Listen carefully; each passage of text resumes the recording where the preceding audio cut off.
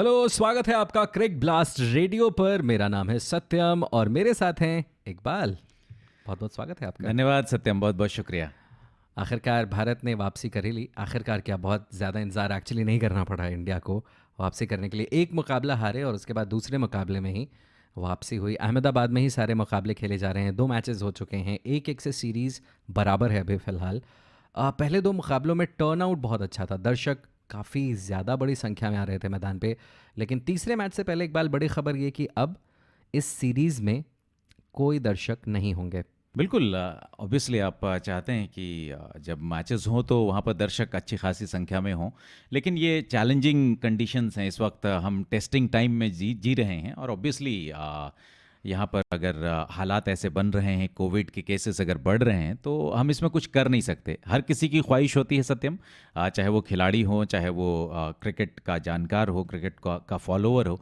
हर कोई चाहता है कि मैदान पर फुल हाउस में लोग मौजूद रहें और लोगों के बीच में मुकाबला हो। लेकिन क्योंकि खबर ये आ रही है कि अहमदाबाद में जो है लगातार कोरोना के केसेस बढ़ रहे हैं, जिसकी वजह से ये प्रिकॉशनरी ये फैसला लिया गया है कि अब जो है दर्शक अलाउ नहीं होंगे। बट कुछ नहीं कर सकते सत्यम, गेम होना ज़्यादा इंपॉर्टेंट है और गेम हो रहा है। कम से कम हमें इस बात से खुश होना चाहिए। हमने न्यूजीलैंड में देखा था कि कोरोना जब एक्चुअली इंडिया में चरम पे था, तो हाउसफुल स्टेडियम्स में मुकाबले हुआ करते थे रग्बी वगैरह के।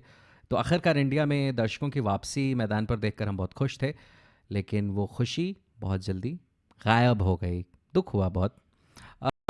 लेकिन वापस आएंगे दर्शक मैदान पे, आई एम वेरी श्योर। कोशिश यही रहेगी कि जल्द से जल्द उनको वापस मैदान पे लाया जाए, स्पेक्टेटर्स को। आईपीएल में भी शुरुआती मुकाबलों में वैसे दर्शक नहीं हैं, लेकिन हम उम्मीद करते हैं कि एट सम पॉइंट दर्शकों की मैदान पे वापसी हम दोबारा देख पाएंगे। बिल्कुल बिल्कुल सही बात। लास्ट वीडियो में हम बात कर रहे थे कि अगर इंग्लैंड की टीम में कमज़ोरियां आप ढूंढना चाहते हैं, तो पहले मैच में जो जीत दर्ज की उन्होंने, उसके बाद कमज़ोरियां ढूंढ पाना मुश्किल था। आपने जी, कहा था, एक बार मुझे बिल्कुल। याद है कि एक मैच हरवाइए, एक मैच हारने दीजिए इंग्लैंड को, कमज़ोरियां ही कमज़ोरियां आपको नज़र आएंगी। तो अब इंग्लैंड एक मैच हार चुका है। क्या कमज़ोरियां आपको नज़र आई उस हार में इंग्लैंड की?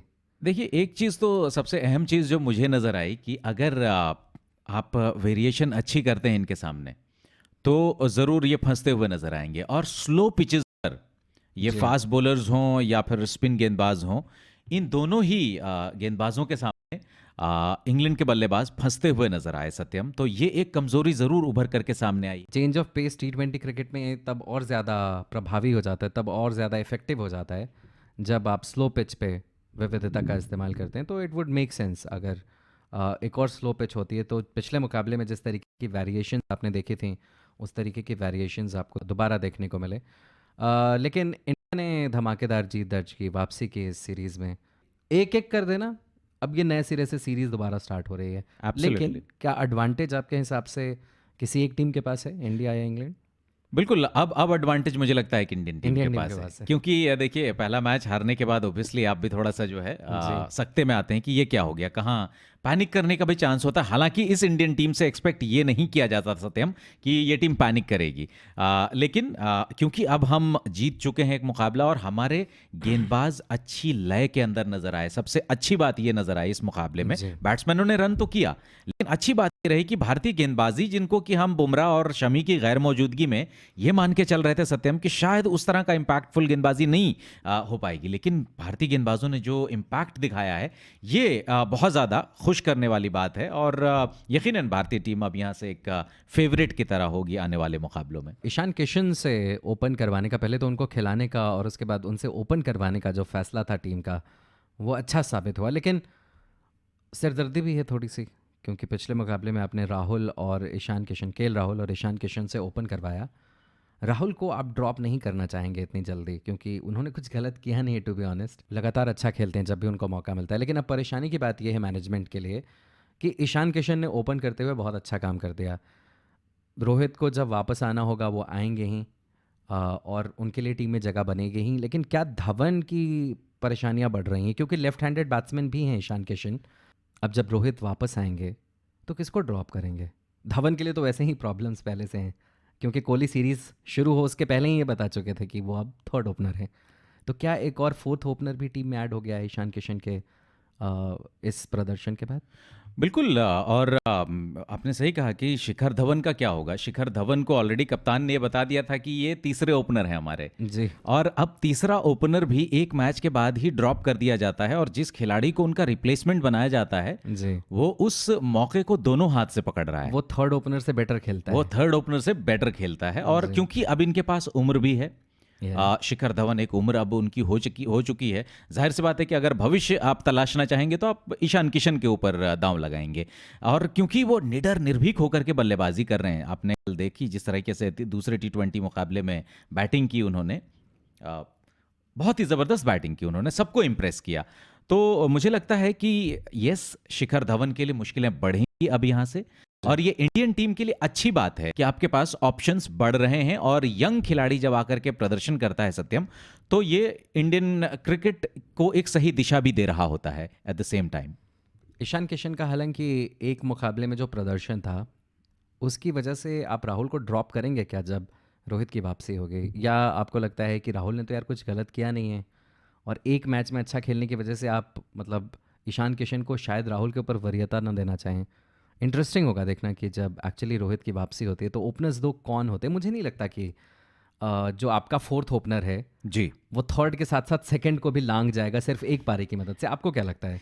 नहीं बिल्कुल, देखिए राहुल को मेरे हिसाब से अभी ड्रॉप करने की ज़रूरत नहीं नहीं है, है। क्योंकि या आप देखिए अगर रोहित शर्मा को आपने ये फाइनल कर लिया है, ऑब्वियसली इसमें कोई दो राय नहीं होनी चाहिए, वो आपका एक ओपनर तो तय है। हम्म, तो अब यहां से आप दूसरे ओपनर को देख रहे हैं और तीसरे ओपनर को देख रहे हैं, क्योंकि ईशान किशन ने बहुत अच्छा प्रदर्शन कर दिया, तो उनको ड्रॉप करके तो आप नहीं लाएंगे रोहित शर्मा को। अब मुझे ऐसा लगता है कि रोहित शर्मा को अभी थोड़ा सा ना आराम ही करने देना चाहिए। तीसरे T20 मैच में भी रोहित शर्मा को बाहर ही रहना चाहिए। लोकेश राहुल को एक और मौका देना चाहिए कि लोकेश राहुल किस तरह से प्रदर्शन करते हैं, क्योंकि 2 मैचेस में अच्छा वो नहीं खेल पाए हैं, और जितना बुरा खेले हैं उतने बुरे प्लेयर वो कतई नहीं है, हम बिल्कुल सभी ये जानते तो हैं। है। तो ऐसे में एक खिलाड़ी को वर्ल्ड कप का अगर आप हिस्सा मान रहे हैं तो उनको थोड़ा समय दीजिए, और धवन को आप ऑलरेडी तीसरा ओपनर बना चुके हैं, तो ऐसे में आप रोहित को माफ़ कीजिएगा, लोकेश राहुल को वो स्थिति में नहीं डालना चाहते कि आपकी भी अब जरूरत नहीं है। सही बात है, हर किसी को इस तरीके की इनसिक्योरिटीज़ देके कोई फ़ायदा नहीं है। यस, और अगर पहले 2 मैचेस में नहीं चले तो इसका मतलब ये नहीं कि वो कभी नहीं चलेंगे। बिल्कुल सही बात है, इसमें कोई दो राय ही नहीं होनी चाहिए। देखिए जी। 2 मैचेस में अगर नहीं चले हैं तो इसमें हाय तौबा वाली बात नहीं कि राहुल नहीं चल रहे हैं, राहुल नहीं चल रहे हैं। राहुल चलेंगे, आप उनको मौका दीजिए, बस मौके देने की ज़रूरत है। और क्योंकि आप जब एक खिलाड़ी के ऊपर अपना भविष्य देख रहे होते हैं तो आपको ज़्यादा पैनिक करने की ज़रूरत नहीं है कि यार 2 मैच में नहीं चला है, वो अब रोहित को ले आऊँ क्या। रोहित जी। को लाने की अभी ज़रूरत नहीं, क्योंकि वो ऑलरेडी सेटल हैं, वो आपके ओपनर तय हैं। तो आपको दूसरा और तीसरा ओपनर तलाश करना है। तो ऐसे में ईशान किशन ने अच्छी झलकी दिखाई, एक ही मैच क्योंकि खेला है उन्होंने, तो अब ईशान किशन को भी ट्राई करिए, और राहुल को जो चांस डिजर्व वो करते हैं वो चांस भी उनको दीजिए। लगातार अहमदाबाद में जब से मुकाबले शुरू हुए, टेस्ट मैचेस भी थे, तब से पिच का जो व्यवहार है वो खास करके अंग्रेज़ों के लिए सवालों के घेरे में रहा है। लेकिन एक बहुत इंटरेस्टिंग खबर आई इकबाल आज, कि आईसीसी ने उस पिच को बुरा नहीं माना है और उसको जी, एवरेज रेट किया गया है। एवरेज रेट जब आप करते हैं तो आपको कोई नेगेटिव पॉइंट्स नहीं दिए जाते। राइट, 5 साल के अंतराल के अंदर, अगर 5 साल के अंदर अंदर अगर आपके 5 डिमेरिट पॉइंट्स हो जाते हैं, जो भी टर्म होता है उसका टेक्निकल टर्म, तो आपके ऊपर फिर तलवार लटकती है। लेकिन बिल्कुल। उस पिच को एक्चुअली जो रेफरी होता है वो रेट करता है, और आपके भारत के ही रेफरी हैं जवगल जी, श्रीनाथ, जवागल श्रीनाथ ने, जी हाँ। तो उन्होंने एवरेज रेट किया, पुअर रेट नहीं किया। बिल्कुल, ये अच्छी बात है, कम से कम अंग्रेज जिस तरह से रो रहे थे, और इंटरेस्टिंगली रोहित शर्मा ने कहा था ये तो अच्छी पिच थी, और रूट ने कहा था पिच रेट करना आईसीसी का काम है, मेरा नहीं है। नहीं ठीक है, मतलब अगर जो एक्स प्लेयर्स हैं, जो पुराने जी, क्रिकेटर्स हैं, जी। वो तो कह रहे थे कि पता नहीं क्या आपने गड्ढा खोद दिया था यहाँ पर, या पता नहीं क्या कर दिया था, तो एटलीस्ट अब जो आईसीसी ने जिस तरीके से रेटिंग दिया है उससे साफ तौर पर ये जाहिर हो गया है कि आप खामखा में घड़ियाली आंसू बहा रहे थे, उसकी ज़रूरत नहीं थी, और पिच अच्छी थी, एवरेज थी, ठीक है। कई बार मैंने बीबीसी की रिपोर्ट पढ़ी, जी जी जी, और उसमें पहले ही पैराग्राफ में ये जिक्र था कि रेफरी करता है ये डिसाइड, और रेफरी थे जवगल श्रीनाथ। नॉर्मली इस तरीके का आर्टिकल होता है तो हाँ, इन्वर्टेड पिरामिड में ये सबसे नीचे आता है, लेकिन यहाँ पे पिरामिड वाला स्कीम था, तो जवागल श्रीनाथ का जिक्र फर्स्ट ही पैराग्राफ में करते हैं। लेकिन देखिए देखिए जवागल श्रीनाथ भी अपने घर से कोई नियम तो नहीं लाते हैं ना। वो एक्चुअली आपके ऊपर निर्भर करता है, राइट तो हो राइट सकता है कि मतलब उनको क्योंकि लग रहा हो कि ये यस इंडियन है तो इंडियन पिच को बुरा रेट नहीं कर रहे नहीं करेंगे, बट क्योंकि वो एक पैमाना आईसीसी इंसिनुएट का कर रहे थे यस, बीबीसी वाले। लेकिन क्योंकि आईसीसी का एक पैमाना है, उसी हम्म, पैमाने के अंदर रह करके आप चीज़ें करेंगे ना, कि कोई भी फैसला लेंगे, किसी चीज़ को रेट करना है तो आप वहीं से जी चीज़ें उठाएंगे। तो जाहिर सी बात है कि ठीक है जवागल श्रीनाथ भारत के हैं, इसका मतलब ये नहीं कि उन्होंने कोई फेवर कर दिया। सही बात। तो बिल्कुल सही है अहमदाबाद की पिच। और हम लोग जिक्र लगातार करते आ रहे हैं सत्यम टेस्ट मैच के दौरान से कि भाई सीधी गेंदों पर अगर आप आउट होंगे और कहेंगे कि पिच खराब है नहीं तो फिर चलेगा, तो नहीं चलेगा। नहीं चलेगा। इकबाल, इस मुकाबले में जो थर्ड T20 इंटरनेशनल है, इसमें लाल मिट्टी से पिच बना रहे हैं। अलग अलग तरीके की मिट्टियाँ मौजूद हैं स्टेडियम में, और वो जैसी चाहें वैसी पिच बना सकते हैं। इस तरीके की सुविधा है इस स्टेडियम में। लाल मिट्टी की पिच किस तरीके की होती है, क्या बर्ताव होता है उसका, कुछ आइडिया है आपको इसके बारे में? आई एम श्योर आप जानते होंगे, ज्ञानी आदमी हैं यार, आप बताइए थोड़ा बहुत।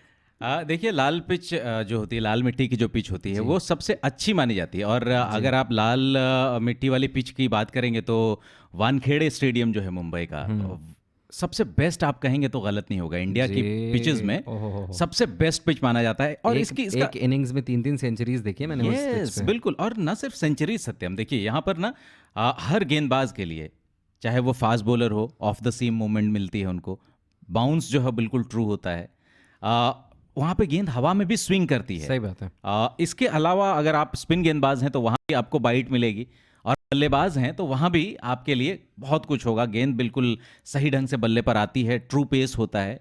तो डेफिनेटली एक कंप्लीट पैकेज होता है जो लाल मिट्टी की पिच होती है। और आप जैसा कह रहे हैं कि लाल मिट्टी की पिच है, तो डेफिनेटली आप यकीन मानिए कि एक ज़बरदस्त मुकाबला और ढेर सारे रन, बेहतरीन गेंदबाजी, मतलब एक जो कंप्लीट T20 मैच होता है जिसमें हम एक्सपेक्ट करते हैं कि यहाँ रन भी बने, विकेटें भी गिरे, रोमांच बिल्कुल अपने चरम पर हो, तो मुझे लगता है कि ऐसा ही कुछ देखने को मिलेगा।